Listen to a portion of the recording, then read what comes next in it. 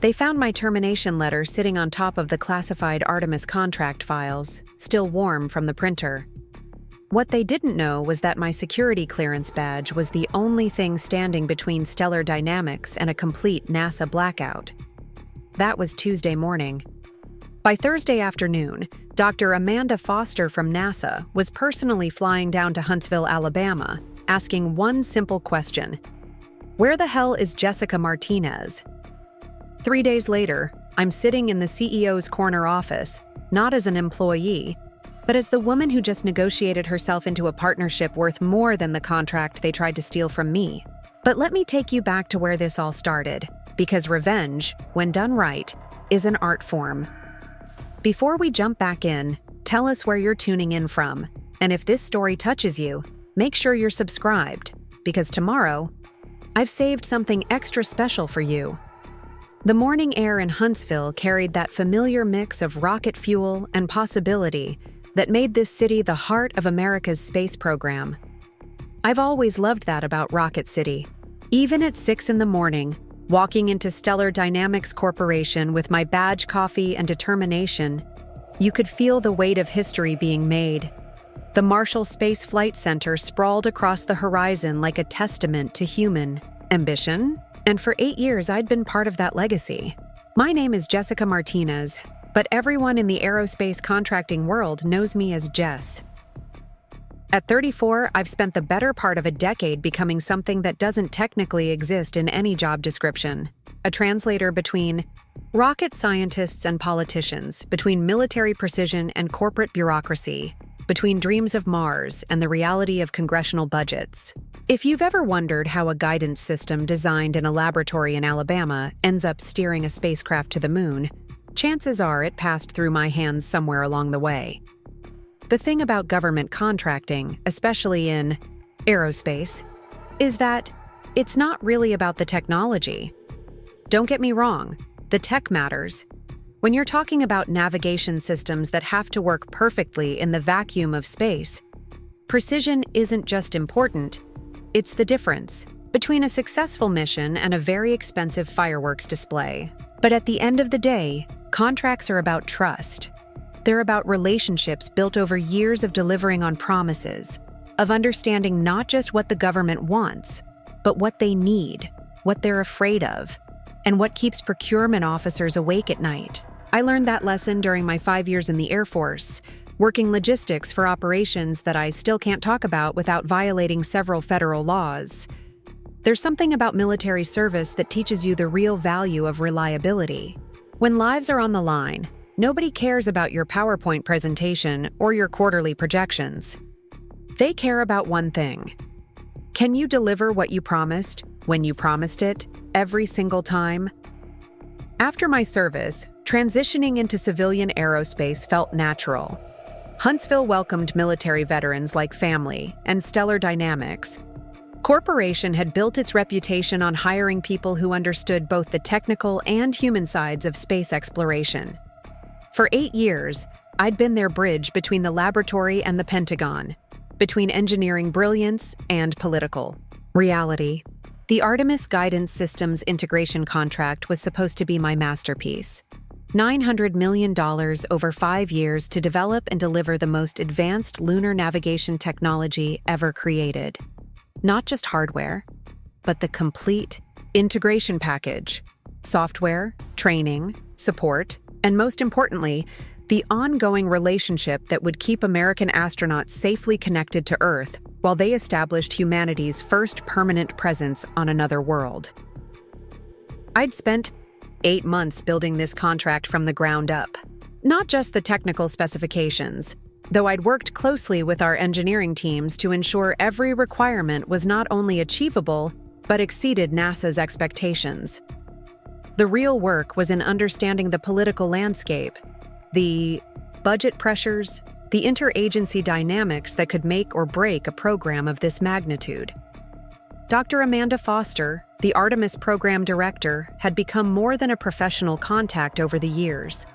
She was one of only 12 women who'd ever commanded a space shuttle mission, and she carried that pioneering spirit into everything she did. When she called my direct line instead of going through official channels, I knew I'd earned something more valuable than any contract: her trust. Colonel Mike Rodriguez handled security and compliance for NASA's contractor relationships, and our shared Air Force background had created an immediate connection. Mike understood that in aerospace, relationships aren't just about business, they're about national security. When you're dealing with technology that could theoretically be weaponized, trust isn't just preferred, it's mandatory. Sarah Kim, the procurement director, was perhaps the most important relationship of all. Sarah had spent 15 years navigating the labyrinth of federal acquisition regulations, and she'd taught me that successful government contracting was like conducting an orchestra. Every stakeholder had to play their part perfectly, or the whole symphony fell apart. Over 8 months, I'd conducted that orchestra beautifully. Technical reviews passed with flying colors. Budget projections aligned perfectly with NASA's available funding. Security clearances were approved without a single red flag. Political briefings to key congressional staffers went smoothly. Industry partners signed on enthusiastically. Everything was synchronized, harmonious, ready for the final crescendo. The contract signature was scheduled for 3 weeks from last Tuesday. 3 weeks from the moment that would establish Stellar Dynamics as a premier partner in America's return to the moon, and establish me as one of the most successful aerospace contract specialists in the industry. That's when Brian Thompson arrived. I first heard about our new VP of Strategic Operations through the company-wide email that introduced him as a dynamic leader with extensive experience optimizing complex organizational structures. The corporate speak should have been my first warning. In aerospace, we tend to be more direct. When someone's qualified, we say they're qualified. When they're not, we find polite ways to say they should probably stick to earthbound industries. Brian came from McKinsey & Company, where he'd spent 7 years consulting for Fortune 500 companies on operational efficiency initiatives. His LinkedIn profile was a masterclass in buzzword optimization, lean methodologies, synergistic solutions, paradigm shifts, and scalable frameworks. What it didn't mention was any actual experience with rocket ships, government bureaucracy, or the delicate art of keeping NASA happy. Our first meeting was scheduled for a Friday afternoon in the Apollo room, our main conference space with its panoramic view of Redstone Arsenal. I'd prepared a comprehensive briefing on the Artemis contract, including technical specifications, budget breakdowns, timeline projections, and detailed profiles of our key NASA contacts. 8 months of work condensed into a presentation that could bring anyone up to speed on where we stood. Brian walked in 15 minutes late, carrying a Starbucks cup and an iPad, wearing a suit that probably cost more than most people's monthly salary. He had that particular brand of confidence that comes from success in environments where relationships are transactional and complexity can be solved with better algorithms. "Jessica, right?" he said, settling into the chair at the head of the table like he'd been born to occupy it. "I've heard great things about your work on this NASA project." I'd learned in the military that first impressions matter, so I kept my voice professional and my presentation crisp. For 45 minutes, I walked him through everything. The technical challenges we'd overcome, the political relationships we'd cultivated, the budget negotiations we'd navigated, the security requirements we'd satisfied. I explained how aerospace contracting worked differently from commercial business, how government relationships were built on trust and reliability rather than quarterly performance metrics. Brian nodded at appropriate intervals, asked a few questions about budget allocation and timeline optimization, and took notes on his iPad. When I finished, he leaned back in his chair and smiled the kind of smile that I'd learned to recognize as dangerous. "This is impressive work, Jessica. Really impressive. But I think we might be overcomplicating things." In my experience, when someone uses the word overcomplicating in reference to space technology, they're about to suggest something catastrophically oversimplified. "How so?" I asked. "Well, it seems like you've invested a lot of time in relationship management. Coffee meetings, phone calls, personal connections. That's all very nice, but at the end of the day, we're talking about a technical contract with clearly defined specifications. NASA needs guidance systems. We build guidance systems. It's not really that complicated. I felt that familiar tightness in my chest that comes when someone who's never been in your industry explains your job to you. Preparing and narrating this story took us a lot of time, so if you are enjoying it, subscribe to our channel. It means a lot to us. Now back to the story. Brian. Aerospace contracting is about more than technical specifications. These relationships took years to build. Dr. Foster doesn't just trust Stellar Dynamics. She trusts me personally. That trust is what's going to carry us through the inevitable challenges that come with any major program. I understand that, he said, though his tone suggested he didn't understand it at all. But we need to think about scalability. You can't be the single point of contact for every major contract. What happens if you get hit by a bus? It was a reasonable question, except for the way he asked it, like he was already considering the bus. That's why we have systems in place, I explained. Elena Vasquez, my former intern, has been shadowing me for 2 years. She understands the relationships, the processes, the nuances. David Park from engineering has the technical expertise to handle any complex discussions. We've built redundancy into the relationship management. Right, but that's still a very people-dependent model. I'm thinking we need something more systematic, more process-driven, something that doesn't rely so heavily on personal relationships. I stared at him across the polished conference table, with the Marshall Space Flight Center visible through the floor-to-ceiling windows behind him, and realized we were speaking different languages. He was talking about optimizing a widget factory. I was talking about convincing the United States government to trust us with nearly $1 billion and the lives of American astronauts. Brian, I said carefully, in government contracting, especially at this level, personal relationships aren't a nice to have. They're the foundation of everything. When Dr. Foster calls me at 11 at night because she's worried about a technical specification, that's not inefficiency. That's trust. When Colonel Rodriguez fast-tracks our security reviews because he knows I'll deliver exactly what I promise, that's not favoritism. That's the result of 8 years of proving my reliability. He nodded thoughtfully, making more notes on his iPad. I hear what you're saying, Jessica, and I don't want to diminish the work you've done. But we need to think about this from a business perspective. You've essentially made yourself indispensable to a single contract. That's not sustainable from an organizational standpoint. The word indispensable hung in the air between us like a warning flare. What are you suggesting? I asked. I'm suggesting we need to institutionalize this relationship. Make it about Stellar Dynamics, not about Jessica Martinez. Build processes that anyone can follow. Systems that don't depend on personal connections. It was like listening to someone explain how to automate parenting or systematize friendship. Technically, possible perhaps, but missing the entire point. Brian, I appreciate the business perspective, but aerospace contracting doesn't work that way. These aren't transactional relationships.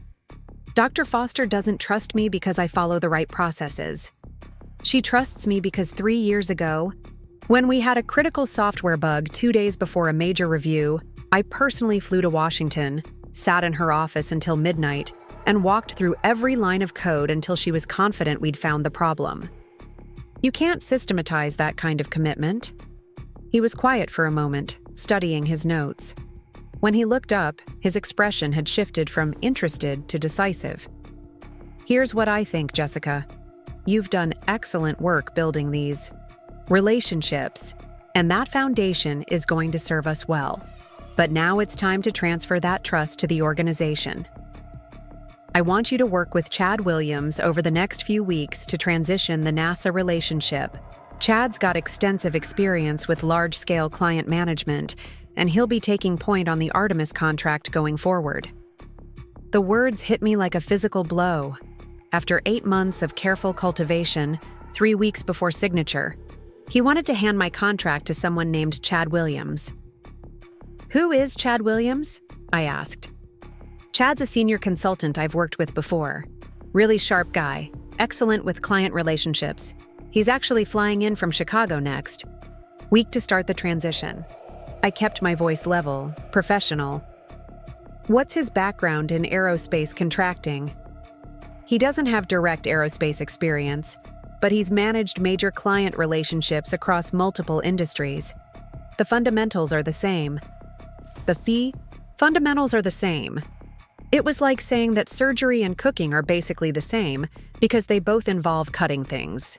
"Brian, with respect, aerospace contracting is highly specialized. The security clearance requirements alone take months to process. Chad would need top-secret clearance to even participate in most of our NASA discussions. We'll work around that. Most of the sensitive stuff has already been handled, right? From here on out, it's mostly administrative." Mostly administrative. I stared at him, wondering if he'd heard anything I'd said for the past hour. "The contract signature is in 3 weeks," I said. "There are still technical reviews to complete, security audits to finalize, and at least 6 different congressional briefings scheduled. This isn't administrative work, Brian. This is the most critical phase of the entire process. Which is exactly why we need someone with Chad's experience managing the final push. Look, Jessica, you've done the heavy lifting. You've built the foundation. Now, we need someone who can optimize the final execution." Optimize the final execution. He was talking about my 8 months of work like it was a manufacturing process that had reached the assembly line stage. I gathered my papers, closed my laptop, and stood up. "I think there's been a misunderstanding about what this contract represents and what it's going to take to close it successfully. But you're the VP of Strategic Operations. If you think Chad Williams can manage the relationship with NASA better than I can, then I wish you both the best of luck." As I reached the door, Brian called after me. "Jessica, I hope you'll approach this transition with an open mind. Change can be difficult, but it's necessary for growth." I turned back to face him, this man who'd been in the aerospace industry for exactly 3 weeks and was already redesigning relationships that had taken me 8 years to build. "Brian," I said, "I've spent my entire career with an open mind. That's how I learned that, in this industry, trust isn't transferable, relationships aren't scalable, and experience isn't optional. I hope Chad Williams is a fast learner." I left him sitting in the Apollo room, making notes on his iPad, probably already drafting the presentation that would explain how he'd optimized our NASA relationship. Walking back to my office, I felt that familiar knot in my stomach that comes when you realize someone in authority has fundamentally misunderstood something critical. It's the same feeling I'd had in the Air Force when a new commanding officer would arrive and immediately start improving procedures that had been developed through hard-won experience. The difference was that in the military, you could sometimes convince leadership to listen to expertise. In corporate America, especially when that expertise belonged to a woman challenging a man's decision, the conversation tended to go differently. I spent the rest of that Friday afternoon sitting in my office, looking out at the Marshall Space Flight Center, thinking about trust and relationships and the difference between understanding a system and actually running it. Somewhere in those buildings across the way, Dr. Foster and Colonel Rodriguez and Sarah Kim were probably going about their days, confident that in 3 weeks they'd be signing a contract with someone they trusted to deliver on America's return to the moon. They had no idea that someone named Chad Williams was about to become their new best friend. That weekend, I did something I'd never done before in my 8 years at Stellar Dynamics. I made copies of everything, not because I was planning anything, but because I'd learned in the military that when leadership makes decisions based on incomplete information, it's wise to keep detailed records of what actually happened.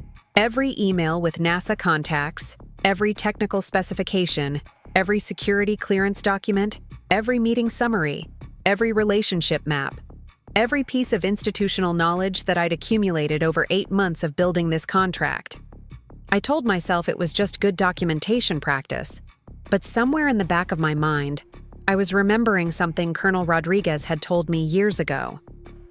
In government contracting, Jess, your reputation is your most valuable asset. Protect it like your life depends on it, because in this business, it does. Monday morning, Brian Thompson sent an email introducing Chad Williams to the Artemis contract team. Chad would be flying in on Wednesday for a comprehensive transition, briefing, and would be taking point on all NASA communications going forward. The email was CC'd to everyone involved in the contract, including Dr. Foster, Colonel Rodriguez, and Sarah Kim. It was the first time in 8 months that NASA had received communication about the Artemis contract that didn't come directly from me. I wondered if Brian had any idea what he'd just set in motion. Chad Williams arrived on a Tuesday morning wearing a navy suit that screamed consulting firm and carrying a leather portfolio that looked like it had never seen actual work. I watched from my office window as he stepped out of his rental car, a black sedan that was probably the most expensive option in the Huntsville airport fleet. Even from 12 floors up, I could see him checking his phone, looking around like he was trying to figure out why anyone would build a technology company in Alabama. Brian Thompson met him in the lobby with the kind of enthusiasm reserved for old fraternity brothers, which I later learned they actually were. Beta Theta Pi, University of Michigan, class of 2010. The kind of connection that survives decades and apparently trumps industry expertise when it comes to $900 million contracts. I'd spent Monday evening preparing what Brian had requested, a comprehensive transition briefing that would bring Chad up to speed on 8 months of relationship building and technical development. 47 pages of detailed documentation, relationship maps, technical specifications, security requirements, and most importantly, personality profiles of every key NASA contact. The kind of institutional knowledge that typically takes years to accumulate, condensed into a format that someone could theoretically absorb over a long weekend. The briefing was scheduled for 10 o'clock in the Challenger Room, our smaller conference space that we typically used for sensitive discussions. I arrived early, spreading the documentation across the table in organized sections, each tagged with color-coded tabs that corresponded to different aspects of the contract. Technical requirements in blue, budget considerations in green, relationship, notes in red, security protocols in yellow. It was the kind of systematic organization that Brian claimed to value. Chad walked in 20 minutes late, still scrolling through his phone. Sorry, he said, not looking up. Conference call ran long. You know how it is. I didn't know how it was, actually. In aerospace contracting, when you schedule a meeting to discuss a $900 million contract, you show up on time. It's not about being polite, though. Politeness matters. It's about demonstrating the kind of attention to detail that keeps spacecraft from exploding. No problem, I said, sliding the first section of documentation across the table. Let's start with the technical overview. Chad finally looked up from his phone, glancing at the organized stacks of papers like they were written in a foreign language. Actually, Jessica, before we dive into all this detail, can you give me the elevator pitch? What's the core value proposition here? Core value proposition. I felt that familiar tightness again, the one that comes when someone reduces 8 months of complex relationship building to a sales exercise. The core value proposition, I said carefully, is that NASA trusts us to deliver guidance systems that will safely navigate American astronauts to the moon and back. But the real value is in the relationship architecture we've built to ensure that trust is maintained throughout the 5-year contract period. Right, Chad said, pulling out his own iPad and opening what looked like a note-taking app. But I mean, at a high level, what are we selling? What's the product? What's the product? I stared at him across the table, with 8 months of documentation spread between us, and realized that Brian had been right about one thing. Chad and I were definitely going to approach this relationship differently. We're not selling a product, Chad. We're providing a service. Multiple services, actually. Advanced guidance systems, integration support, training programs, ongoing technical assistance, and most importantly, a partnership that helps NASA achieve their mission objectives. Got it, he said, typing rapidly on his iPad. So it's more of a solutions package. That makes sense. Who's the decision maker on the NASA side? Who's the decision maker? It was like asking who's the decision maker in a symphony orchestra. There isn't a single decision maker, I explained. Dr. Amanda Foster leads the Artemis program and has final authority on technical specifications. Colonel Rodriguez handles security and compliance approvals. Sarah Kim manages the procurement process and budget authorization. The three of them work together, along with about 15 other stakeholders across different departments. Chad frowned. That seems inefficient. Who do I call when I need a quick decision? I looked at him, this man who was about to become the primary interface between stellar dynamics and the most complex space program in human history, and realized he'd just asked a question that revealed a fundamental misunderstanding of how government actually works. It depends on the decision, I said. Technical questions go to Dr. Foster, but only after they've been reviewed by David Park on our engineering team to ensure we're not wasting her time. Security questions go to Colonel Rodriguez, but they have to be submitted through formal channels with proper documentation. Budget questions go to Sarah Kim, but she needs advance notice and background materials. Okay, but who's the relationship owner? Who's my main point of contact for day-to-day stuff? My main point of contact, like NASA was a vendor he'd hired to cater his wedding. Chad, these aren't vendors. They're the United States government. You don't own relationships with them. You earn access to them through demonstrated competence and reliability. He looked up from his iPad, and for the first time since he'd walked into the room, he seemed to actually focus on what I was saying. Look, Jessica, I appreciate that you've built some solid connections here. But at the end of the day, business is business. People want to work with competent professionals who can solve their problems efficiently. I've been managing client relationships for 7 years. The fundamentals are always the same. The fundamentals are always the same. I'd heard that phrase before, usually from consultants who specialized in applying generic solutions to industry-specific problems. Have you ever worked with government clients before? I asked. Not directly, but I've worked with heavily regulated industries. Pharmaceuticals, financial services. Government can't be that different. Government can't be that different. I felt like I was talking to someone who'd studied swimming in textbooks and was confident they could handle the ocean. Chad, government. Contracting, especially in aerospace, is different in fundamental ways. The decision-making processes are designed for transparency and accountability, not efficiency. Relationships are built on years of demonstrated reliability, not quarterly performance metrics. And everything is about trust and security. Right, but trust is trust, whether you're dealing with the FDA or NASA. You deliver what? You promise, you communicate clearly, you solve problems. People appreciate competence regardless of the industry. I realized we were having two completely different conversations.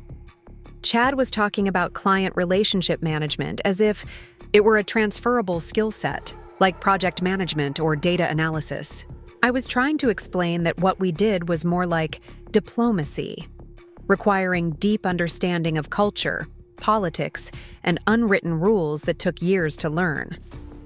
Let me give you a specific example, I said, pulling out the relationship map I'd created for Dr. Foster.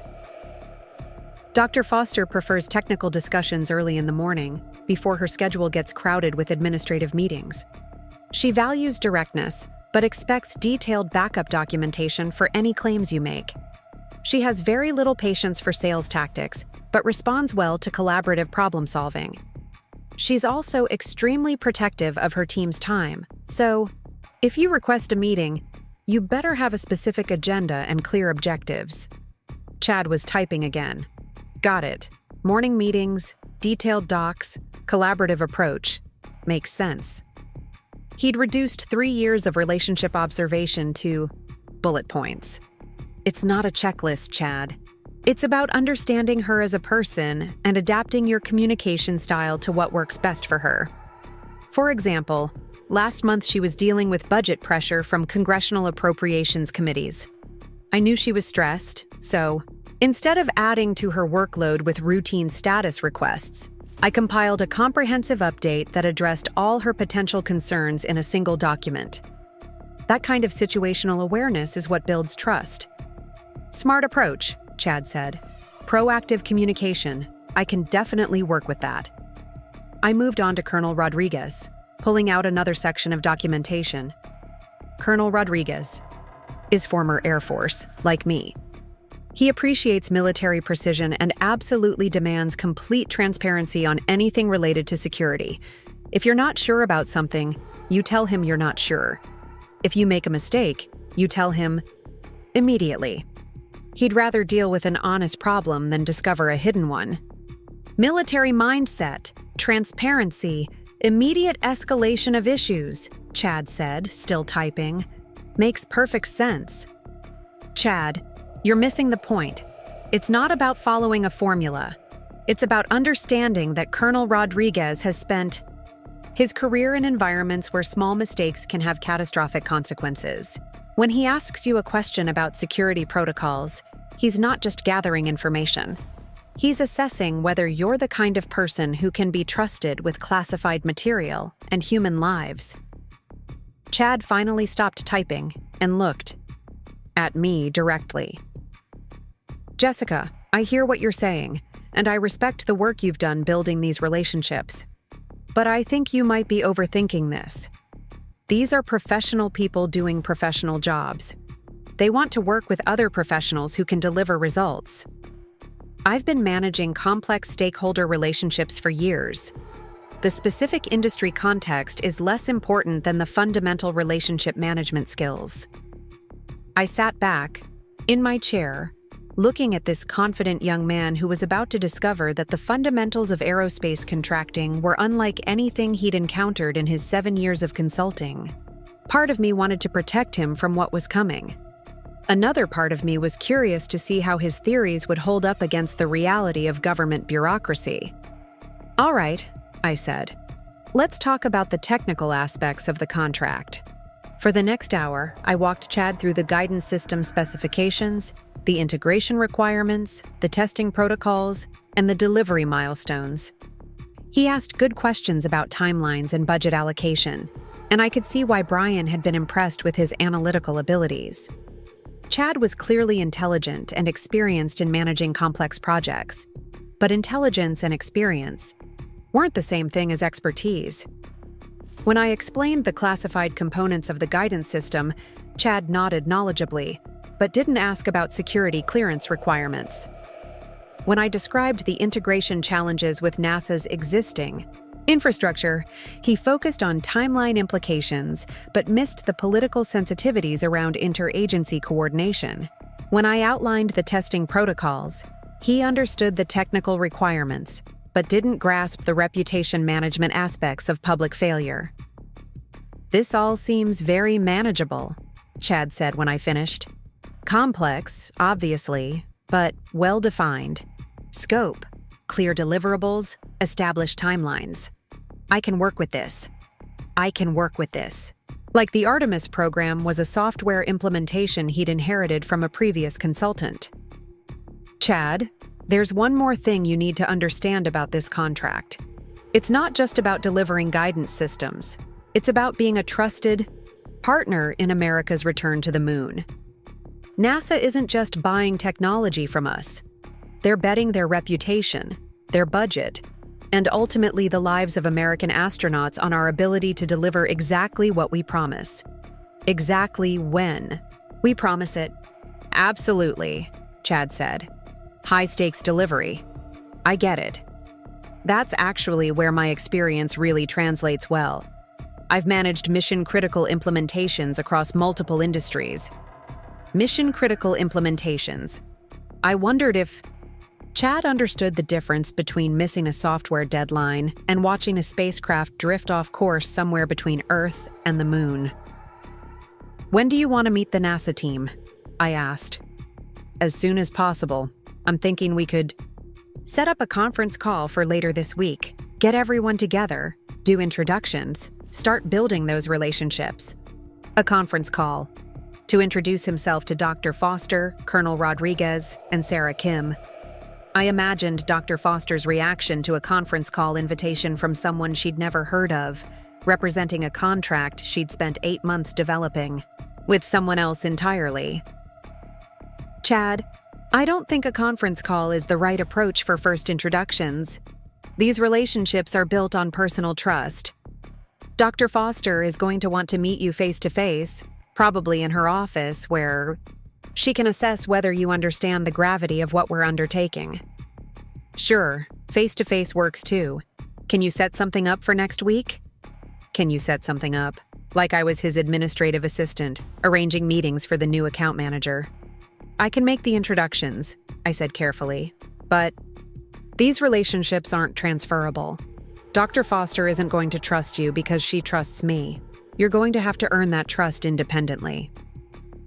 Of course, Chad said.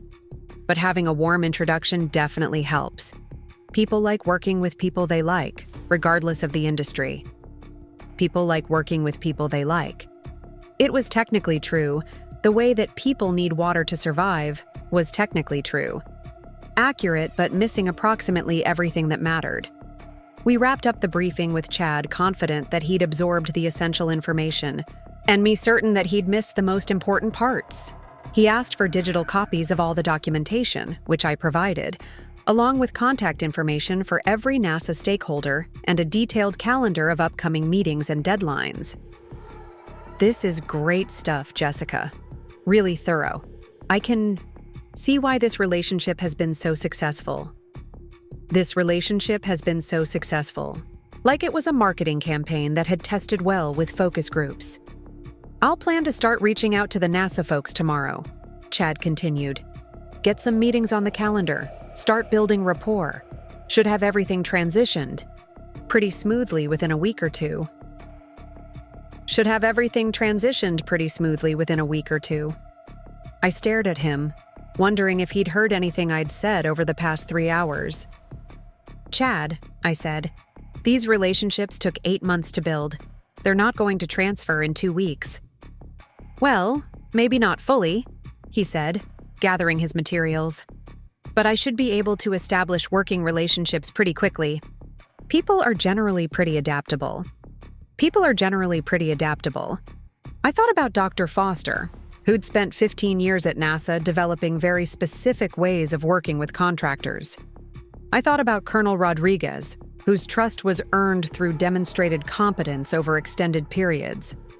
I thought about Sarah Kim, who'd seen dozens of contractors come and go and had very clear standards for professionalism and reliability. Good luck, I said. Thanks, Chad replied. And thanks for all this background. Really helpful stuff. I'm excited to get started. He left the Challenger room with his leather portfolio and his iPad, radiating the kind of confidence that comes from not understanding what you're about to attempt. I sat alone with the scattered documentation, thinking about trust and expertise, and the difference between managing relationships and actually having them. That afternoon, I sent individual emails to Dr. Foster, Colonel Rodriguez, and Sarah Kim. The messages were carefully crafted to maintain professionalism while providing essential information about the upcoming transition. I explained that Stellar Dynamics was restructuring the account management for the Artemis contract and that Chad Williams would be taking over as the primary point of contact. The responses came back within hours, and they all asked variations of the same question. What's Chad Williams' background in aerospace contracting? I answered honestly, Chad was an experienced consultant with expertise in complex client relationship management but no direct experience in aerospace or government contracting. I emphasized that he was intelligent and capable, with strong analytical skills and a collaborative approach to problem solving. What I didn't mention was my growing certainty that intelligence and capability weren't going to be enough. Dr. Foster's response was polite, but pointed. Jess, I'm concerned about bringing someone new into the relationship this close to contract signature. Can we schedule a call to discuss the transition timeline? Colonel Rodriguez was more direct. This timing seems unusual. Are there issues with the contract that I should be aware of? Sarah Kim's email was the most diplomatic. I'd like to meet Mr. Williams as soon as possible to ensure continuity in our procurement process. All three of them wanted to talk to me, not Chad, about what was happening with their contract.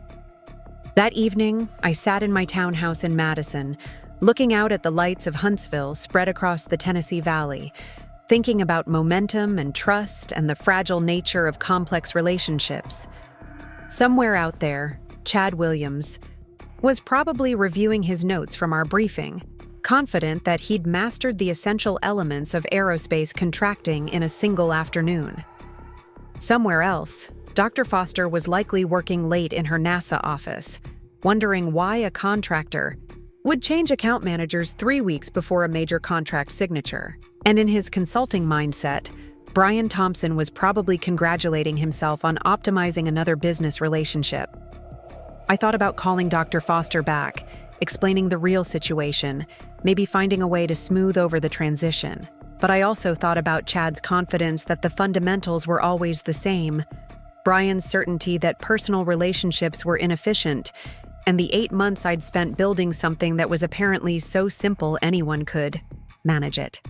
Instead, I poured myself a glass of wine and waited to see what would happen when theory met reality. I didn't have to wait long.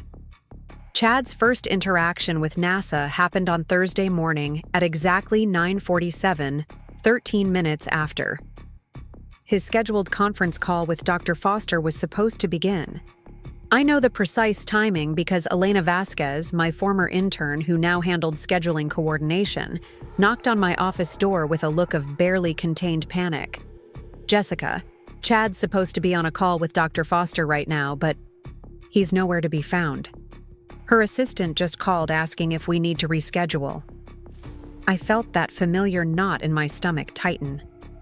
In 8 months of working with Dr. Foster, I had never, not once, been late for a scheduled conversation. It wasn't about being polite, though politeness mattered in government relations. It was about demonstrating the kind of reliability that NASA needed to trust us with billion-dollar contracts and human lives. "Did you try his cell phone?" I asked. 3 times. It goes straight to voicemail. I glanced at my computer screen where I could see Chad's calendar showed him as in meeting with no location specified. Classic consulting behavior, vague, calendar entries that provided no actual information about availability or accountability. "Call Dr. Foster's office back," I told Elena. "Apologize for the confusion and ask if she can hold for 5 more minutes while we locate Chad." Elena hurried out, and I walked down the hall toward the visitor offices where Chad had been temporarily set up. His door was closed, but I could hear his voice through the thin walls, animated and confident in the way that suggested he was enjoying whatever conversation he was having. I knocked twice, then opened the door. Chad was leaning back, in his chair, feet up on the desk, talking animatedly into his phone. When he saw me, he held up one finger in the universal "just a minute" gesture and continued his conversation. "Yeah, exactly. That's what I told them about the optimization opportunity. Listen, I've got to run, but let's circle back on this next week." He hung up and smiled at me like we were old friends sharing a joke. "Sorry about that. Client from my Chicago days. You know how it is." I did not know how it is, actually. When I scheduled a call with NASA, that call became the most important thing on my calendar until it was completed. "Chad, you have Dr. Foster holding on a conference line. She's been waiting for almost 15 minutes. His expression shifted from casual confidence to mild concern. the kind of look you might give if someone told you that you'd forgotten to return a library book. Oh, right. The NASA call. Is that this morning? I thought that was scheduled for this afternoon. I stared at him. The call had been scheduled for 9:30, confirmed via email the previous day, and marked on the shared calendar that Elena maintained for all NASA-related activities. It's 9:30 on Thursday morning, I said. Dr. Foster is waiting. Okay, no problem. Can you patch me through? Can you patch me through? Like Dr. Foster was a vendor calling to discuss delivery schedules. Chad, this isn't a routine check-in call. This is your introduction to the Artemis program director. She's giving you 30 minutes of her time to assess whether you understand what we're trying to accomplish. Right, got it. Important call. I'm ready. He was ready.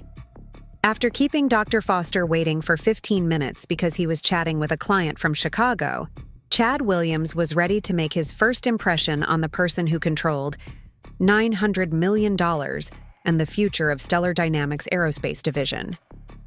I walked him to the conference room where Elena had set up the call. That's not standard procedure. She's concerned about your qualifications. She's just being thorough, Chad said, gathering his materials. Government clients always want to verify credentials. It's actually a good sign that she's taking the due diligence seriously. Government clients always want to verify credentials. He'd reduced Dr. Foster's professional assessment to a routine compliance check. My phone buzzed with a text message from an unknown number. Jess, this is Amanda Foster. Can you call me when you have a moment? I have some concerns about the transition. Dr. Foster had given me her personal cell phone number 6 months ago, but she'd never used it for anything other than urgent technical questions. The fact that she was reaching out directly, bypassing official channels, meant she wanted to have a conversation that wouldn't be documented in formal NASA communications. I need to make a phone call, I told Chad. Elena can help you with anything you need. I walked back to my office, closed the door, and called Dr. Foster's cell phone. Jess, she answered immediately. Thank you for calling back. I need to speak candidly about what just happened. I'm listening. That man has no business managing a contract of this magnitude. No security clearance, no regulatory knowledge, no industry experience, and frankly, no apparent understanding of the stakes involved. What's really going on at Stellar Dynamics? It was the question I'd been dreading, because answering it honestly meant criticizing my company's leadership to our most important client. Dr. Foster, we have new executive leadership that's focused on optimizing operational efficiency. They believe that relationship management is a transferable skill set that doesn't require industry-specific expertise. Jess, relationship management in aerospace contracting isn't about generic project management skills.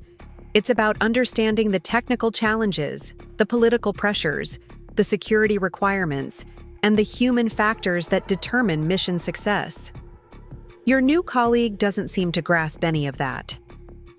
I agree, I said, because there was no point in pretending otherwise. Here's my concern, Dr. Foster continued.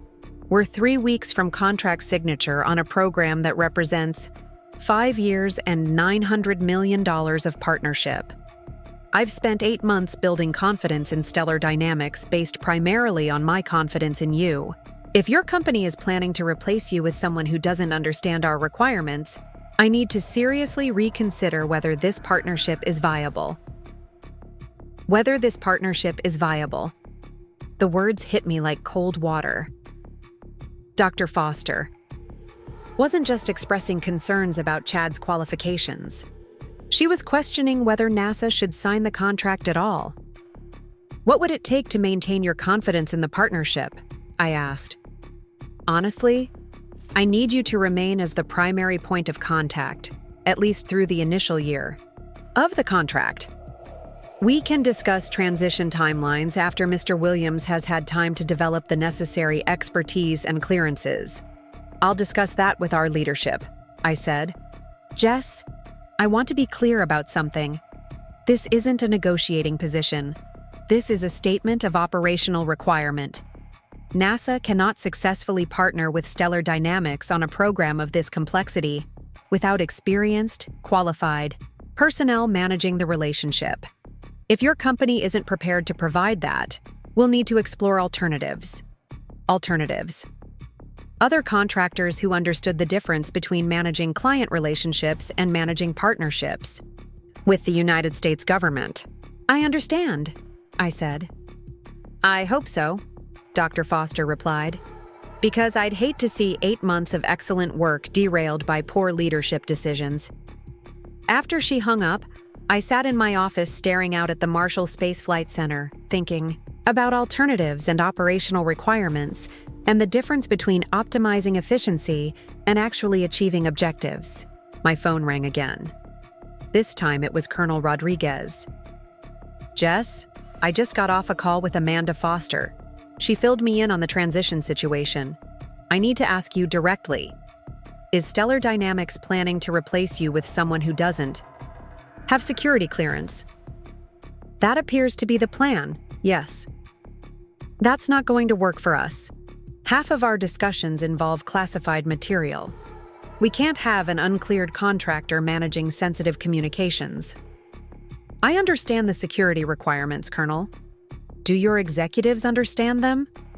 Because from where I sit, it looks like your company is about to violate federal security protocols by putting an uncleared individual in charge of classified contract communications.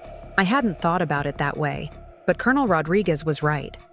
Security violations weren't just bureaucratic inconveniences.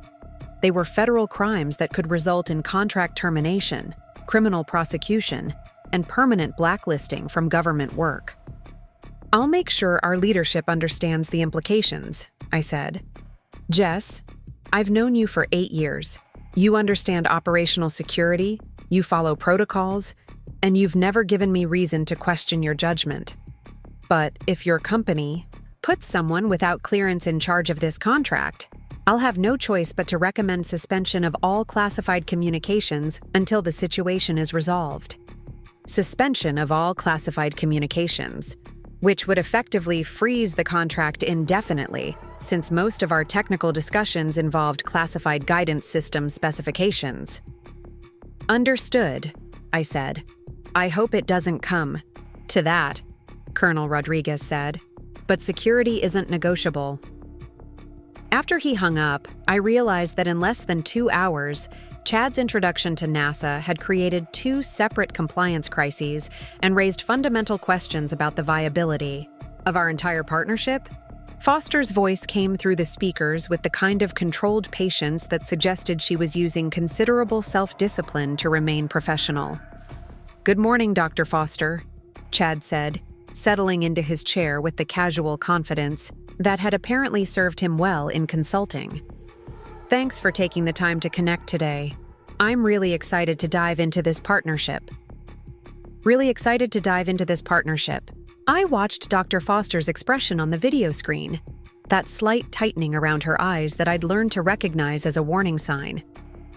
Mr. Williams, Dr. Foster said, her voice carrying the kind of formality that suggested she was already forming opinions about professionalism and reliability. Jessica has briefed me on the transition in account management. I have to say, the timing is concerning given our proximity to contract signature. Absolutely understand the concern, Chad replied, pulling out his iPad and starting to type. Change management is always a challenge, but I bring a fresh perspective that I think will really add value to the relationship.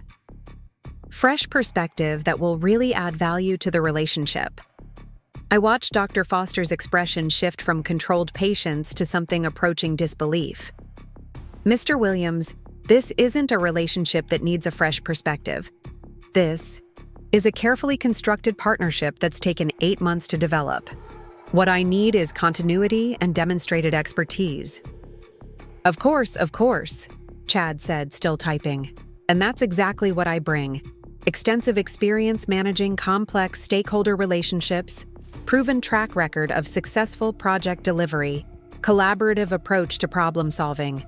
He was reciting his consulting resume like he was interviewing for a job. Dr. Foster, who had commanded space shuttle missions and managed billion-dollar programs for 15 years, was listening to a consultant explain why his project management experience qualified him to oversee lunar navigation systems. "Mr. Williams," Dr. Foster said, her voice taking on the edge that I'd heard her use with contractors who wasted her time. "What's your background in aerospace contracting?" "Well, I don't have direct aerospace experience, but I've managed large-scale technical projects across multiple industries. The fundamentals are really the same regardless of the specific technical context. The fundamentals are really the same." I watched Dr. Foster's face on the screen and saw something I'd never seen in 8 months of working with her. She was genuinely angry. "Mr. Williams, are you familiar with FAR Part 15 procurement regulations?"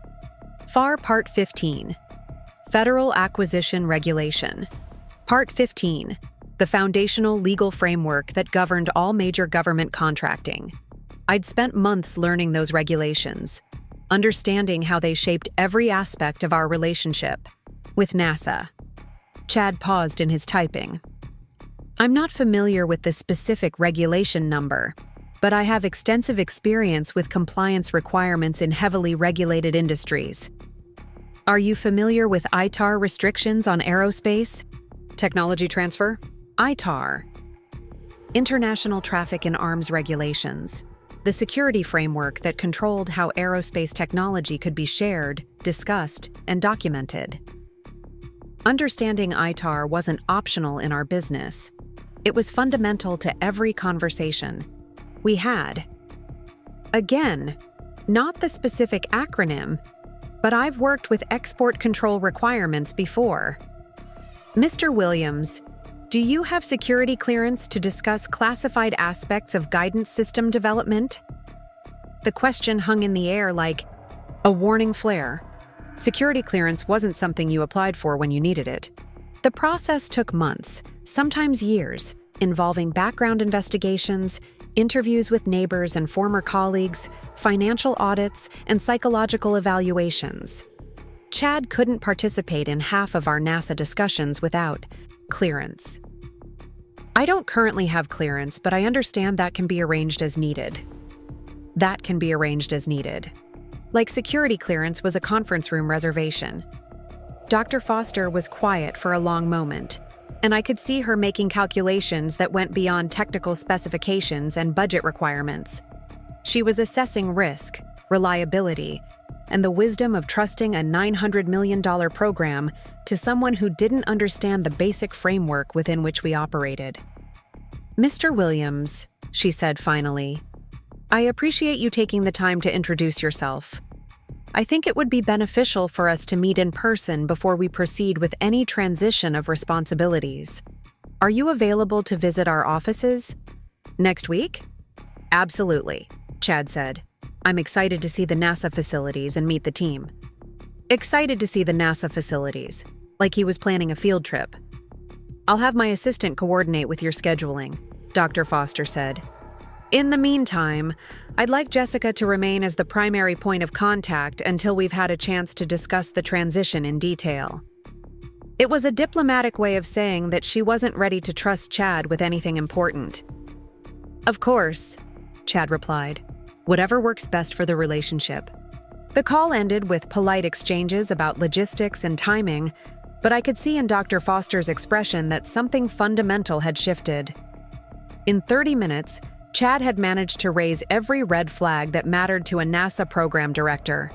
Unfamiliarity with regulations, lack of security clearance, absence of industry expertise, and most importantly, a casual attitude toward the gravity of what we were undertaking. After Dr. Foster disconnected, Chad leaned back in his chair with a satisfied expression. "That went well," he said. "She seems very professional. I think we'll work well together." That went well. I stared at him, wondering if we'd been on the same call. "Chad, Dr. Foster just told you that she wants to meet in person before transitioning any responsibilities." My phone buzzed with another text, this time from Sarah Kim. "Jess, can we schedule a call to discuss procurement implications of the personnel changes? I have concerns about contractor qualification requirements. 3 calls from 3 different NASA stakeholders, all expressing serious concerns about Chad's ability to manage their contract. All reaching out to me, not Chad. Because despite Brian Thompson's theories about relationship transferability, trust actually was personal, and expertise actually did matter. I walked down the hall to find Chad in his temporary office, typing energetically on his laptop. He looked up with the same satisfied expression he'd worn after the call with Dr. Foster. "How's it going?" I asked. "Really well," Chad replied. "I've been reviewing the technical specifications, and I think I see some opportunities for streamlining the deliverables. Government contracts tend to be over-engineered, and there might be ways to optimize the scope without compromising functionality." Opportunities for streamlining the deliverables. Over-engineered government contracts? Chad had been managing the NASA relationship for exactly 2 hours, and he was already planning to redesign guidance systems that had taken our engineering team 8 months to develop. Chad, those specifications were developed in collaboration with NASA's technical team. They represent the minimum requirements for lunar navigation safety.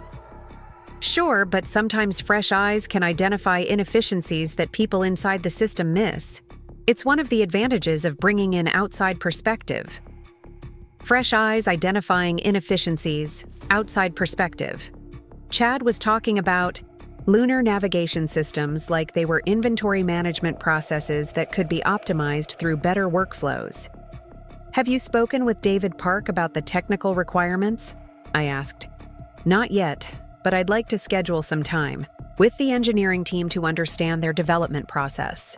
I suspect there are opportunities for better project management discipline." Better project management discipline. David Park had spent 15 years developing guidance systems for everything from commercial satellites to Mars rovers. I led the technical team that solved integration challenges NASA's own engineers hadn't been able to resolve.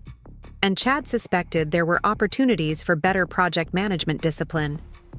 "I think that's a conversation worth having," I said, because I was genuinely curious to see how David would react to Chad's optimization theories. My phone rang again. This time it was Brian Thompson. "Jessica, I just got a call from Pat Chen. Apparently NASA has some concerns about the transition. Can you fill me in on what happened?" Pat Chen was our CEO, which meant that Dr. Foster's concerns had already reached the highest levels of our company leadership. In aerospace contracting, when NASA called the CEO directly, it meant something had gone seriously wrong. Chad had his introductory call with Dr. Foster this morning, I said. She has questions about his qualifications and wants to meet with him before proceeding with any transition. What kind of questions? Security clearance, regulatory knowledge, industry experience. The standard qualifications for managing classified government contracts. Brian was quiet for a moment. Those are all things that can be addressed over time, right? He doesn't need clearance on day one. Actually, Brian, he does need clearance to participate in most of our technical discussions. And regulatory knowledge isn't something you pick up casually. FAR and ITAR compliance are fundamental requirements. Okay, but this is a solvable problem. We can get him cleared, bring him up to speed on the regulations. NASA just needs to be patient during the transition period. NASA just needs to be patient. Like the United States government was a client who could be managed through expectation setting and timeline negotiations. Brian, I don't think you understand the situation. Dr. Foster isn't asking for patience. She's questioning whether the contract is viable if Chad is going to be the primary point of contact. She said that? She said she needs to seriously reconsider whether the partnership makes sense if we're replacing experienced personnel with someone who doesn't understand the requirements. Silence. Then, what does she want? She wants me to remain as the primary point of contact, at least through the first year of the contract. That's not the direction we're moving in, Jessica. We need to establish organizational relationship. Management, not personal dependency. Organizational relationship management versus personal dependency. Brian was still talking about optimization and systematization, while NASA was talking about operational requirements and federal compliance. Brian, Colonel Rodriguez also called. He's concerned about security violations if we put someone without clearance in charge of classified communications. More silence. Longer this time. What are the implications of that? Suspension of all classified discussions until the security issue is resolved, which would effectively freeze the contract. Jesus, okay, let me talk to Pat and figure out our options. In the meantime, can you smooth things over with NASA? Make sure they understand we're committed to meeting all their requirements? Can you smooth things over? Like 3 separate federal officials expressing serious compliance concerns could be resolved through better customer service. I'll do what I can, I said. After Brian hung up, I sat in my office thinking about organizational relationship management and federal security protocols, and the distance between corporate theories and operational realities. Somewhere in the building, Chad was probably identifying optimization opportunities for lunar navigation systems. Somewhere else, Brian was likely explaining to our CEO why fresh perspective and transferable skills weren't quite working out as planned. And somewhere in Washington, 3 NASA officials were reconsidering whether Stellar Dynamics understood the difference between managing software implementations and managing partnerships with the United States government. The most expensive lesson in relationship management was about to begin. The emergency board meeting was called for Friday afternoon, and I could hear the tension in Pat Chen's voice when she asked me to attend. 24 hours after Chad's introduction to NASA, our CEO was sitting across from every board member trying to explain how a routine personnel transition had evolved into a potential contract termination. I walked into the boardroom to find Brian Thompson looking like a man who'd just discovered that optimization theories didn't translate well to federal compliance requirements. Chad sat beside him, still radiating confidence, but with the slightly confused expression of someone who couldn't understand why everyone was treating his fresh perspective as a crisis. Jessica, Pat said, gesturing to the chair across from Brian, we need your assessment of where we stand with NASA.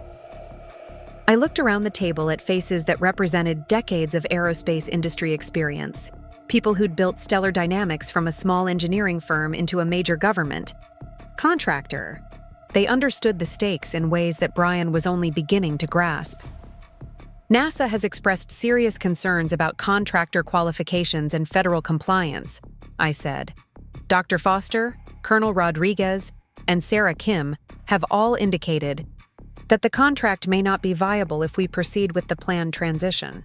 Board member David Hartley, former Lockheed Martin executive, leaned forward. Jess, help us understand the specific issues. Are we talking about technical qualifications or procedural concerns? Both, I replied. Chad doesn't have security clearance to participate in classified discussions, which represent about 60% of our technical communications with NASA. He's unfamiliar with FAR and ITAR regulations, which govern every aspect of government aerospace contracting, and he lacks the industry relationships that took 8 months to build. Board member Margaret Torres, who'd spent 20 years at Boeing, spoke next. These aren't training issues that can be resolved quickly. Security clearance takes months, regulatory expertise takes years, and relationship trust is earned through demonstrated performance. Chad finally spoke up. With respect, I think we might be overthinking this. Government clients work with new points of contact all the time. NASA understands that companies reorganize personnel to optimize efficiency. The silence that followed, Chad's comment was deafening. 5 board members with combined decades of government contracting experience stared at him like he'd just suggested that rocket science was basically advanced plumbing. Pat Chen's voice carried the kind of controlled frustration that comes from watching preventable disasters unfold in real time. Chad, NASA doesn't view this as a routine personnel change. They view it as a fundamental alteration of contractor capability that could compromise mission security and program success. But that's not what we're doing, Chad protested. We're just transferring account management responsibilities. The technical team stays the same, the deliverables stay the same, the timeline stays the same. Nothing material is changing. Margaret Torres exchanged glances with David Hartley, the kind of look that passes between people who've seen this exact scenario play out before. Chad, in aerospace contracting, the relationship manager isn't just coordinating communications. They're the trust interface between the contractor and the government. If NASA doesn't trust the interface, they don't trust the contractor. Brian Thompson finally spoke, his voice carrying less confidence than it had a week ago. Look, we acknowledge there are some transition challenges, but these are solvable problems. Chad is highly qualified in client relationship management. He just needs time to learn the specific industry context. How much time? David Hartley asked. 6 months, Brian said. Maybe a year for full expertise. Pat Chen leaned back in her chair, and I could see her calculating the implications of a year-long transition period for a contract that was supposed to begin active development in 3 weeks. Brian, she said, NASA isn't going to wait a year for our account manager to develop basic industry competence. They have congressional deadlines, budget cycles, and mission timelines that don't accommodate our internal reorganization preferences. So what are our options? Brian asked. The question hung in the air like a challenge, and I realized that everyone in the room was looking at me. Not Chad, who was supposed to be the solution to our relationship management challenges. Not Brian, who'd designed the optimization strategy. Me, the person they'd tried to replace and were now depending on to save the contract they'd nearly lost. NASA has been clear about their requirements, I said. They want experienced, qualified personnel, managing the relationship. They want continuity through the critical first year of the contract, and they want assurance that we understand the stakes involved. What would that look like practically? Pat asked.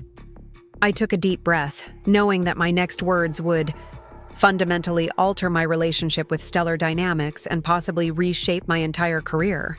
It would look like me remaining as the primary NASA contact, with Chad transitioning into a support role where he can develop expertise without jeopardizing the contract. It would look like Brian acknowledging that aerospace relationship management requires industry-specific knowledge that can't be optimized away. And it would look like the company recognizing that some operational functions are too critical to experiment with. Brian's expression shifted from confusion to something approaching understanding. You're saying we need to reverse the transition. I'm saying you need to choose between organizational theory and operational reality. Chad looked genuinely bewildered. I don't understand why this has to be so complicated. Client relationship management is client relationship management. The fundamental skills transfer across industries. Margaret Torres finally lost patience with Chad's consulting platitudes. Chad, let me explain something that might not have been covered in your client management training. When NASA trusts you with classified guidance system specifications, they're not just trusting your project management skills. They're trusting your understanding of national security implications, your commitment to regulatory compliance, and your appreciation for the fact that mistakes in aerospace don't just cost money, they cost lives. I understand the stakes, Chad said. I'm not taking this lightly. Understanding and appreciating are different things, David Hartley added. Understanding is intellectual. Appreciation is visceral. It comes from experience, from having been responsible for decisions that matter in ways you can't undo. Satire. Chen stood up, signaling that the philosophical discussion was over and practical decisions needed to be made. Here's what's going to happen, she said. Jessica, I'm offering you a partnership position with full autonomy over government contracting. Relationships. You'll report directly to the board, not to Brian, and you'll have final authority on all NASA communications. Partnership position.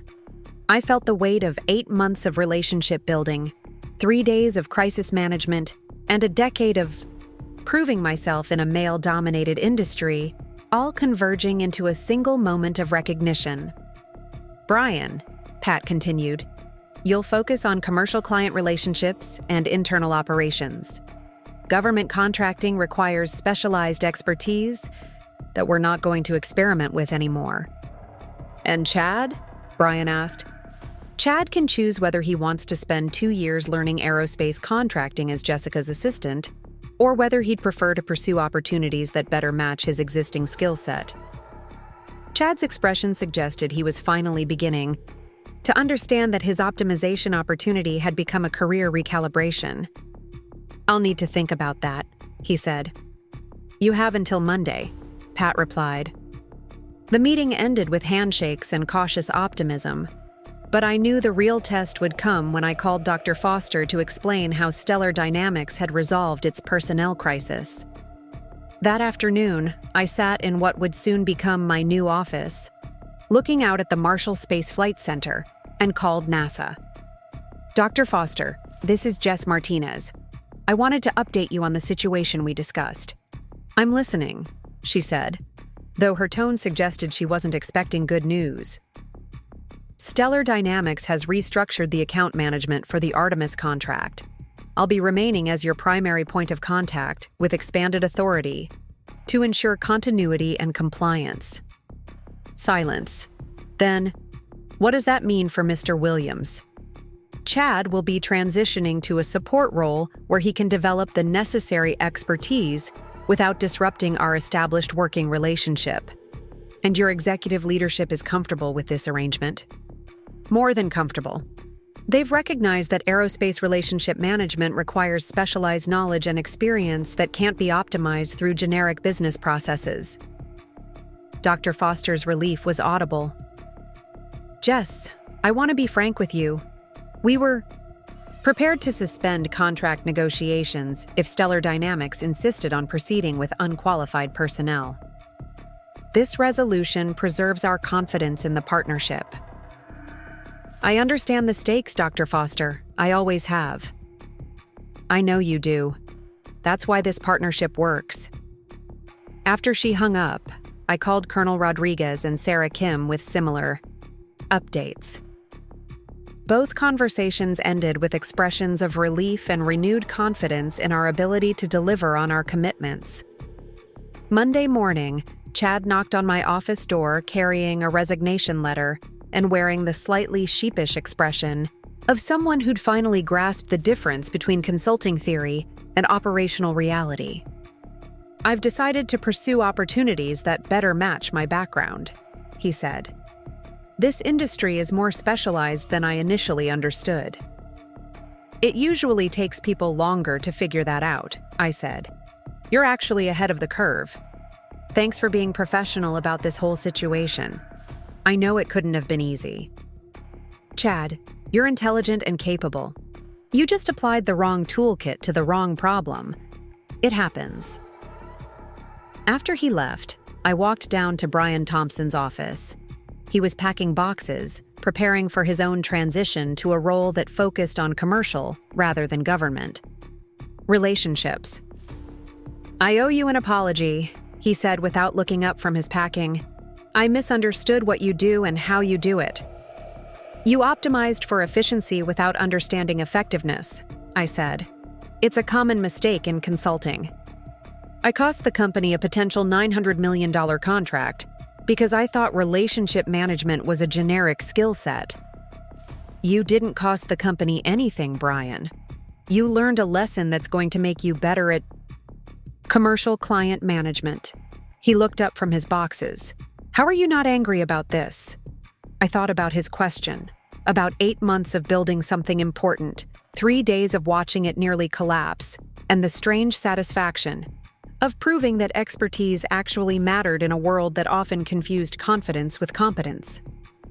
Because I ended up exactly where I belonged, I said. Sometimes the best revenge is just being right.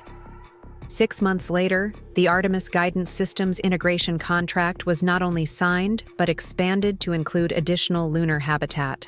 Navigation systems worth another $300 million. Dr. Foster personally recommended Stellar Dynamics for the expanded scope based on what she called exceptional partnership reliability and technical excellence. Chad Williams found success managing client relationships for a management consulting firm in Chicago, where his optimization skills were perfectly suited to the industry context. Brian Thompson became our head of commercial business development and proved quite effective at managing non-government client relationships. And I became the youngest partner in Stellar Dynamics history, with full authority over a government contracting division that grew by 400% over the following year. The most satisfying part wasn't the money or the title or even the vindication of watching my expertise be recognized. It was the morning I walked into the office and found Elena Vasquez, my former intern, sitting in the conference room with 3 new hires, explaining the fundamental principles of aerospace relationship management. Government contracting isn't about optimizing processes, she was saying. It's about building trust that can withstand the complexity, pressure, and stakes of human space exploration. Trust isn't transferable, it's not scalable, and it definitely isn't generic. It's earned through competence, demonstrated through reliability, and maintained through understanding that some things are too important to experiment with. I smiled and kept walking, knowing that the next generation of aerospace contractors would understand the difference between managing relationships and actually having them. That evening, I received an email from Dr. Foster with the subject, line Artemis update. The message was brief but meaningful. Jess, Guidance Systems performed flawlessly during last week's lunar orbit insertion. Thanks for being someone we can count on when it matters. Looking forward to the next 20 years of partnership. 20 years of partnership. Not because I'd optimized anything, but because I'd understood that in aerospace, trust isn't a business process. It's the foundation of everything. Sometimes the best revenge isn't burning bridges. It's building them so well that no one else can figure out how they work. And sometimes, the most satisfying victory is just proving that competence beats confidence, expertise trumps enthusiasm, and relationships built on respect and understanding will always outlast those built on algorithms and optimization theories. The guidance systems I helped develop are currently navigating American astronauts around the moon, preparing for humanity's return to the lunar surface. Every successful orbit, every precise course correction, every safe return trajectory represents not just advanced technology, but trust earned through years of proving that some things are too important to leave to chance. Brian learned that optimization has its place, but aerospace isn't it.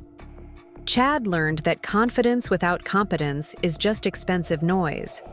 And I learned that sometimes the best way to prove your value is to let people discover what happens when they try to replace you. The contract signature ceremony took place in NASA headquarters, with representatives from Congress, the Department of Defense, and international space partners. As I signed the documents that formalized our partnership, Dr. Foster leaned over and whispered, "Thank you for making sure we got this right." I looked around the room at faces representing the future of human space exploration, knowing that trust and expertise and understanding had won out over theories and optimization and fresh perspectives. "Thank you for recognizing the difference," I whispered back. Walking out of NASA headquarters that day, carrying documents that represented not just $900 million, but America's commitment to returning to the moon, I thought about revenge and vindication and the strange satisfaction of being absolutely right about something that mattered. The best revenge, it turned out, wasn't proving them wrong. It was proving myself right, one successful mission at a time. 2 years after the Artemis contract signature, I was standing in mission control at Johnson Space Center, watching real-time telemetry from Artemis III as it approached lunar orbit.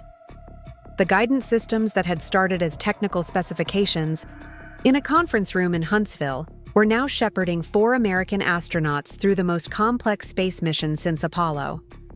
Every navigation calculation, every course correction, every precise maneuver was flowing through technology that existed because NASA had trusted me to deliver on promises that seemed impossible when we first started. Commander Sarah Chen's voice crackled through the speakers as she confirmed successful lunar orbit insertion. Houston, Artemis III. Navigation systems are performing nominally. All guidance parameters are within expected ranges. We are go for lunar descent operations. Dr. Foster stood beside me, wearing the kind of smile that comes from watching years of careful planning transform into flawless execution. Jess, I don't think I ever properly thanked you for what you did during the transition crisis. If we'd lost continuity on this contract. She didn't need to finish the sentence. We both understood that aerospace programs live or die on the reliability of their partnerships, and partnership reliability depends entirely on the people who build and maintain trust across years of complex collaboration. You made the right call, I said. Expertise matters when lives are on the line. What Dr. Foster didn't know was that my vindication had extended far beyond the Artemis contract.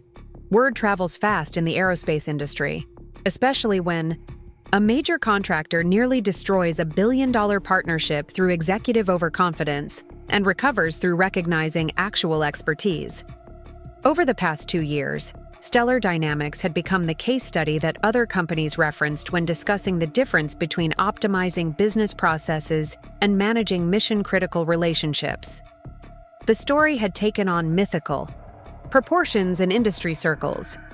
A consulting executive tries to optimize aerospace relationship management, nearly loses a NASA contract, and gets schooled by the expert he tried to replace.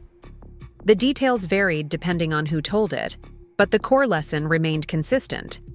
Some industries require specialized knowledge that can't be systematized away. Brian Thompson had become an unexpected advocate for that lesson.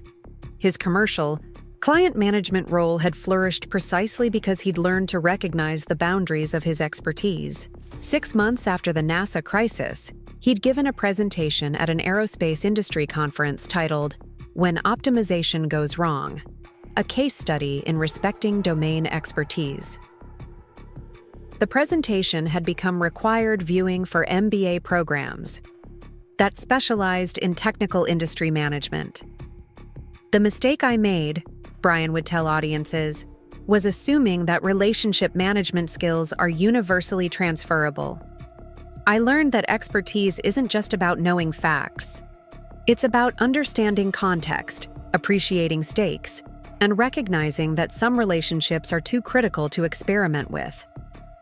Chad Williams had found his own form of success back in Chicago, where his consulting skills were perfectly matched to industries that valued fresh perspectives over deep expertise. He'd even reached out to me the previous year, sharing an article he'd written for Harvard Business Review about the importance of industry-specific knowledge in client management. The article included a detailed case study about his experience at Stellar Dynamics, framed as a learning opportunity about matching skill sets to industry requirements. I thought I could apply generic relationship management principles to aerospace contracting, Chad had written. What I learned was that some industries have developed specialized approaches for very good reasons. Respecting that expertise isn't inefficiency, it's wisdom. But the most satisfying transformation had happened within Stellar Dynamics itself. The government contracting division I now led had grown from a single NASA contract to partnerships with every major space agency in the world. European Space Agency, Japanese Aerospace Exploration Agency, Canadian Space Agency, and emerging partnerships with private space companies that valued our reputation for reliability and expertise. Elena Vasquez had become my deputy director, overseeing a team of 12 relationship managers who specialized in different aspects of government aerospace contracting. Each of them understood that their role wasn't just about coordinating communications, but about serving as trust interfaces between cutting-edge technology and the institutions responsible for human space exploration. The training program Elena had developed for new hires had become the industry standard for aerospace relationship management. Companies across the sector were sending their personnel to learn what we called context-aware partnership development, the art of building relationships that could withstand the complexity, pressure, and stakes of government space programs. The first thing you need to understand, Elena would tell new trainees, is that government aerospace contracting isn't about selling products or managing accounts. It's about becoming trusted partners in humanity's most ambitious endeavors.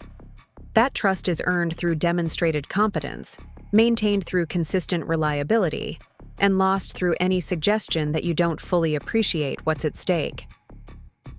The transformation hadn't stopped with our division. Pat Chen had restructured the entire company around the principle that specialized expertise couldn't be optimized away without understanding what was being optimized. Each division now had technical leaders who combined deep industry knowledge with business acumen, rather than business leaders who were expected to learn technical contexts on the job. The change had attracted attention from across the aerospace sector. Stellar Dynamics was now viewed as a company that understood how to balance operational efficiency with technical excellence, how to grow without sacrificing the specialized knowledge that made growth possible. 3 months ago, Lockheed Martin had approached us about a merger that would combine their manufacturing capabilities with our relationship management expertise. The discussions were still preliminary, but the fact that a company 5 times our size was interested in our approach to government partnerships validated everything we'd learned about the value of domain-specific expertise. Dr. Foster's voice brought me back to the present moment. Jess, I wanted you to hear this directly from me. The success of Artemis III has convinced Congress to approve funding for the lunar base program. We're talking about permanent human presence on the moon, with guidance systems that will need to operate reliably for decades. Permanent human presence on the moon. The phrase carried implications that went far beyond technical specifications or budget allocations. We were talking about technology that would need to work perfectly, every time, for years at a time, with human lives depending on that reliability. What would that partnership look like? I asked. 20-year commitment? Expandable scope? Technology development that pushes the boundaries of what's currently possible. But most importantly, a partnership built on the kind of trust and expertise that makes impossible things achievable. I thought about the journey that had brought us to this moment. 8 months of relationship building that had nearly been destroyed by executive overconfidence. 3 days of crisis management that had revealed the difference between theory and practice. 2 years of proving that expertise combined with trust could achieve things that optimization alone never could. Dr. Foster, I think we can handle that level of partnership. She smiled. I never doubted it. That's why this works. Later that evening, I was back in my office in Huntsville, looking out at the Marshall Space Flight Center where much of the lunar-based technology would be developed. The lights in the research buildings represented thousands of engineers, scientists, and technicians working on humanity's next giant leap. My phone buzzed with a text message from Colonel Rodriguez. Jess, just wanted you to know that the Artemis III guidance performance exceeded all specifications. Your team's work is helping write the next chapter of human space exploration. Thank you for being someone we can count on. Being someone we can count on. It was the highest compliment possible in an industry where reliability meant the difference between mission success and catastrophic failure. Elena knocked on my office door, carrying a stack of proposals for the lunar base partnership. The engineering team has finished their initial assessments. David Park thinks we can deliver guidance systems that operate autonomously for up to 5 years between major maintenance cycles. 5 years of autonomous operation on the moon. The technical challenges were staggering, but so were the opportunities. We were talking about technology that would enable permanent human settlement of another world. What does the timeline look like? I asked. 18 months for initial system development, 2 years for testing and integration, followed by deployment and commissioning. We'd be working with NASA, ESA, and potentially Japanese and Canadian partners. International partnerships. The complexity would be exponentially greater than anything we'd managed before, requiring relationship management across multiple government agencies, cultural contexts, and technical standards. Elena, this is going to require everything we've learned about government partnership management, plus capabilities we haven't developed yet. I know, she said. That's what makes it exciting. That's what makes it exciting. Elena had learned something that Brian Thompson and Chad Williams had missed. In aerospace, complexity isn't a problem to be optimized away. It's the natural consequence of attempting things that matter more than efficiency metrics. The following morning, I received a call from Pat Chen asking me to present the lunar base partnership proposal to the board. Not just the technical aspects or the budget implications, but the strategic vision for how Stellar Dynamics could become the trusted partner for humanity's permanent expansion beyond Earth. Walking into the boardroom, I was struck by how much had changed since the emergency meeting 2 years earlier. The same faces around the table, but with a fundamentally different understanding of what it meant to manage relationships in industries where expertise couldn't be faked and trust couldn't be systematized. The lunar base partnership represents the logical evolution of everything we've built with NASA, I began. It's not just about guidance systems. It's about becoming the trusted partner for technology that will operate autonomously on another world for years at a time. Board member David Hartley leaned forward. Jess, help us understand the risk profile. We're talking about technology that we won't be able to service or repair if something goes wrong. That's exactly right, David. Which means our engineering has to be perfect, our testing has to be exhaustive, and our relationship with NASA has to be strong enough to support 20 years of collaboration under intense scrutiny. Margaret Torres spoke next. What did we learn from the Artemis contract that applies to this level of partnership? I thought about her question.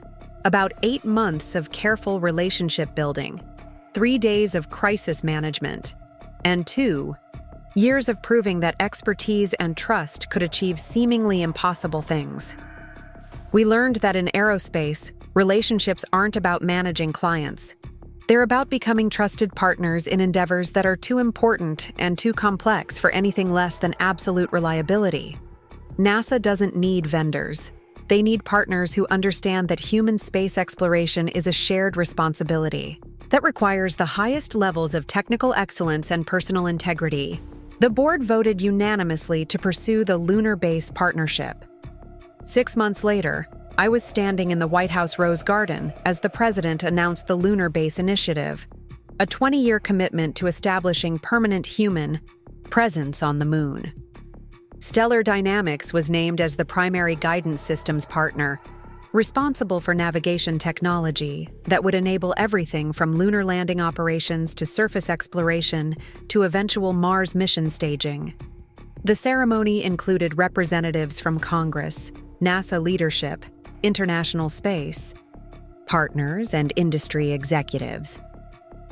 As the president described the technical challenges and international cooperation required for permanent lunar settlement, I thought about the journey that had brought us to this moment. During the reception following the announcement, Dr. Foster approached me with a glass of champagne and a smile that conveyed years of shared challenges and mutual respect.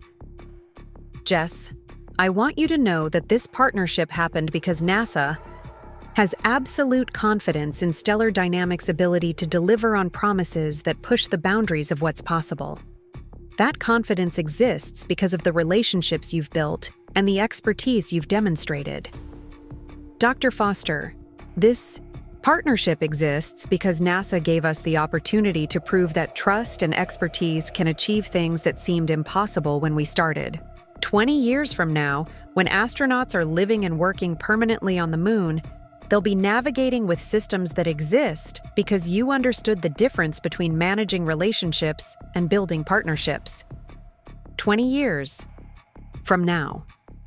The phrase carried implications that went far beyond professional success or corporate growth.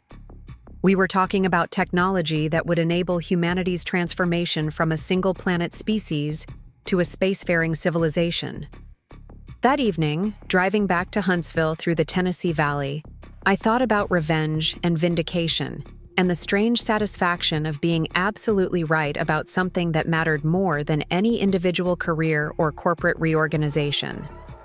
The best revenge hadn't been proving Brian Thompson wrong about optimization theories or watching Chad Williams struggle with industry complexity. The best revenge had been proving that expertise and trust and deep understanding of what really matters could achieve things that no amount of fresh perspective or systematic thinking could replicate. Brian had learned to respect domain expertise and had become an advocate for matching skill sets to industry requirements. Chad had found success in industries that valued his consulting abilities and had become a voice for understanding professional limitations. Both of them had grown from the experience in ways that made them better at what they were actually qualified to do. But the most satisfying outcome was watching Elena and her team carry forward everything we'd learned about aerospace relationship management, training the next generation of experts who understood that some industries require specialized knowledge that can't be systematized away. The lunar base guidance systems we were developing would operate for decades, supporting human settlement of another world. Every successful navigation calculation, every precise landing, every safe return journey would represent not just advanced technology, but trust earned through years of proving that competence, expertise, and deep understanding of what's at stake will always matter more than theories about optimization and efficiency. Sometimes the best revenge isn't destroying what tried to replace you. It's building something so valuable, so essential, and so dependent on real expertise that replacement becomes unthinkable. And sometimes, the most satisfying victory is watching human civilization expand beyond Earth using technology that exists because you understood the difference between managing relationships and actually having them. The guidance systems humming quietly in my office, already processing preliminary calculations for lunar base operations, represented more than vindication or professional success. They represented proof that trust, expertise, and understanding, what really matters, can achieve things that seemed impossible when you started. 5 years after the lunar base announcement, I was standing on the observation deck of the International Space Station, watching Earth rotate slowly beneath us as astronauts prepared for humanity's first permanent lunar colony launch. The guidance systems that had started as technical specifications in a Huntsville conference room were now integrated into every aspect of humanity's expansion beyond Earth, from orbital stations to lunar settlements to the Mars mission vehicles currently under construction. Commander Maria Santos floated beside me, reviewing the final navigation protocols for the colony transport mission. Jessica, I wanted you to see this firsthand. The guidance systems your team developed aren't just getting us to the moon anymore. They're enabling everything we're doing out here. She gestured toward the docking bay where the Artemis 7 mission was preparing for departure. Unlike the exploration missions of previous years, this launch carried construction equipment, long-term life support systems, and 12 colonists who would spend the next 5 years establishing humanity's first permanent settlement beyond Earth. Every trajectory calculation, every rendezvous maneuver, every precision landing depends on navigation technology that exists because you refuse to let consulting theories replace aerospace expertise, Commander Santos continued. You probably don't realize how many people in this program consider you personally responsible for making this moment possible. I looked out at the Earth below, thinking about the improbable chain of events that had led from a corporate reorganization crisis to humanity's expansion across the solar system. Brian Thompson's attempt to optimize relationship management had nearly destroyed a $900 million contract.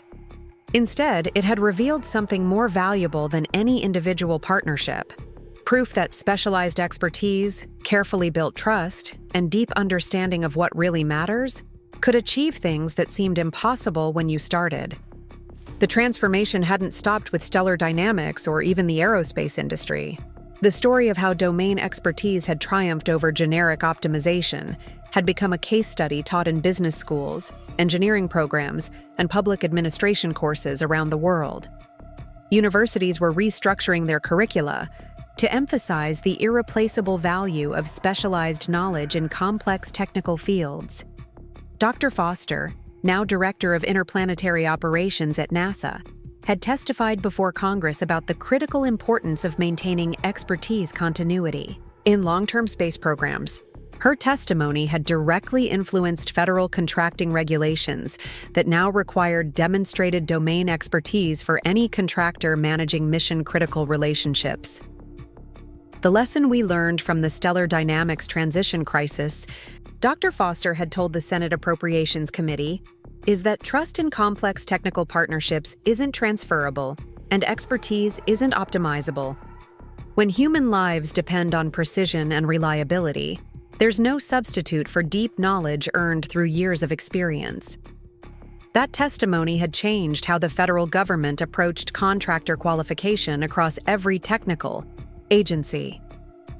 The Department of Defense, Department of Energy, and NASA now required relationship managers to demonstrate not just project management skills, but genuine expertise in the technical domains they were managing. Elena Vasquez had become the youngest executive director in NASA's history, leading the newly created Office of Contractor Expertise Verification. Her job was ensuring that every company managing critical space program relationships had personnel who understood both the technical requirements and the institutional culture necessary for mission success. What we learned from the Artemis contract crisis, Elena would explain to contractor teams, is that government space programs operate in environments where small mistakes can have catastrophic consequences. The relationship managers we work with aren't just coordinating communications. They're serving as trust interfaces between cutting-edge technology and the institutions responsible for human survival in space.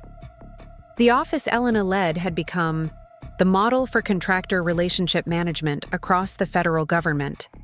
Other agencies were implementing similar requirements, recognizing that technical expertise couldn't be separated from relationship management when the stakes involved national security, public safety, or scientific advancement. But the most profound transformation had happened within the aerospace industry itself. Companies that had previously viewed relationship management as a generic business function were now investing heavily in developing technical expertise among their government contracting teams. The competitive advantage had shifted from operational efficiency to demonstrated competence in managing complex, long-term partnerships with federal agencies. Lockheed Martin had restructured their government relations division around the principle that relationship managers needed to be technical experts first and business professionals second. Boeing had created a specialized training program that required 2 years of engineering immersion before allowing personnel to manage NASA relationships.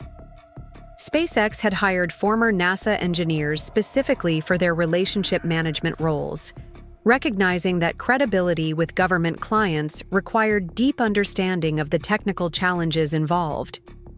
The change had created a new professional category: technical relationship specialists who combined engineering expertise with government contracting knowledge. These professionals commanded salaries comparable to senior engineers because companies had learned that losing a qualified relationship manager could jeopardize hundreds of millions of dollars in government contracts. Brian Thompson had become an unexpected leader in this transformation. After his experience at Stellar Dynamics, he'd founded a consulting firm that specialized in helping companies understand when to optimize and when to preserve specialized expertise. His firm's motto, "Respect the domain," had become a watchword for executives trying to balance efficiency with effectiveness. "The mistake I made at Stellar Dynamics," Brian would tell client executives, "was assuming that all business functions could be optimized using the same principles. What I learned was that some industries have developed specialized approaches for very good reasons. Disrupting those approaches without understanding why they exist is a recipe for catastrophic failure." Brian's consulting firm had worked with companies across the aerospace, pharmaceutical, and nuclear energy industries, helping them identify which functions required specialized expertise and which could benefit from process optimization. His approach had prevented dozens of companies from making the same mistake he'd made with the NASA contract. Chad Williams had found his own form of vindication, building a successful practice that focused specifically on helping technical experts develop business relationship skills. His approach was the inverse of his original consulting philosophy. Instead of teaching business professionals to manage technical relationships, he taught technical experts to become effective relationship managers. The key insight, Chad would explain to audiences of engineers and scientists, is that in technical industries, credibility comes first and business skills come second. You can't manage relationships with clients who don't trust your technical competence, regardless of how polished your presentation skills might be. Chad's practice had become particularly successful with biotechnology and advanced manufacturing companies, where technical credibility was essential for building client trust. His transformation from generic business consultant to specialized technical relationship advisor demonstrated that expertise could be developed in any direction, as long as you understood what kind of expertise was actually needed. Looking out at the Earth from the space station, I thought about the ripple effects that had spread from a single corporate reorganization crisis. Thousands of engineers and scientists were now working on space programs that might not have existed if Brian's optimization theory had succeeded. Hundreds of companies had restructured their approach to technical relationship management based on lessons learned from our experience. Dozens of universities were teaching different approaches to business management in technical industries. Commander Santos interrupted my reflection with an announcement over the station's communication system. All personnel, prepare for Artemis. 7 departure sequence. Colony transport mission launching in T-minus 30 minutes. Through the observation windows, I could see the massive transport vehicle that would carry humanity's first permanent lunar settlers. The guidance systems integrated throughout the spacecraft represented the evolution of technology that had started with a simple requirement to navigate astronauts safely to the moon and back. But the real achievement wasn't technological, it was institutional. NASA, Stellar Dynamics, and dozens of other organizations had learned to value expertise over efficiency, trust over optimization, and long-term relationship building over short-term process improvement. That institutional learning had created the foundation for sustained space exploration that could continue for decades. Dr. Foster's voice came through the communication system as she coordinated the launch from Mission Control. Artemis 7, you are go for departure. Navigation systems are nominal. Guidance protocols are loaded and verified. You are cleared for lunar colony transport mission.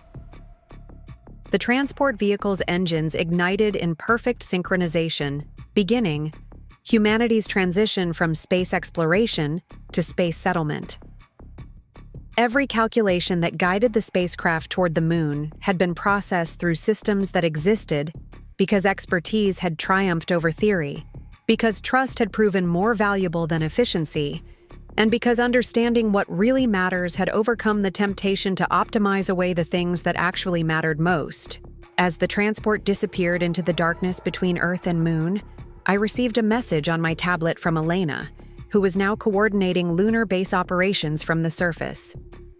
Jessica, Luna Base 1 is ready to receive the colony transport. All navigation beacons are operational. The permanent settlement phase of human space exploration is about to begin, using guidance technology that exists because you understood the difference between managing relationships and building partnerships. The message included a photograph of Elena standing in the Lunar Base Control Center, surrounded by displays showing navigation data from spacecraft throughout the solar system. The technology that had started as a single NASA contract was now supporting human presence on the Moon, asteroid mining operations, and preliminary missions to Mars. But the photograph that meant the most was attached at the end of the message. A group photo of the 12 colonists who would establish permanent human settlement on the Moon. Each of them was wearing a mission patch that included a small inscription, "Guided by trust, enabled by expertise." That inscription captured everything we'd learned about the relationship between technical competence and institutional trust. The colonists could pursue their mission with confidence because they knew the navigation systems guiding them had been developed by people who understood not just the technology, but the stakes involved in getting it right. Walking back to my quarters on the space station, I passed through sections where astronauts from 6 different countries were conducting experiments that would support the next phase of human space exploration. The international cooperation that made these missions possible depended on the same principles we'd learned during the Artemis contract crisis. Trust built through demonstrated competence, relationships maintained through consistent reliability, and partnerships sustained through deep understanding of shared objectives.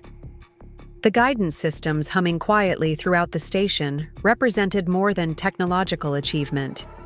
They represented proof that specialized expertise, carefully built trust, and commitment to understanding what really matters could enable humanity to achieve things that seemed impossible when you started. The best revenge hadn't been proving anyone wrong. It had been proving something right, that competence matters more than confidence. Expertise trumps enthusiasm, and relationships built on genuine understanding will always outlast those built on optimization theories. Sometimes the most satisfying victory is watching impossible things become inevitable because you refuse to let theory replace expertise when the stakes were too high for experimentation. Up next, you've got 2 more standout stories right on your screen. If this one hit the mark, you won't want to pass these up. Just click and check them out.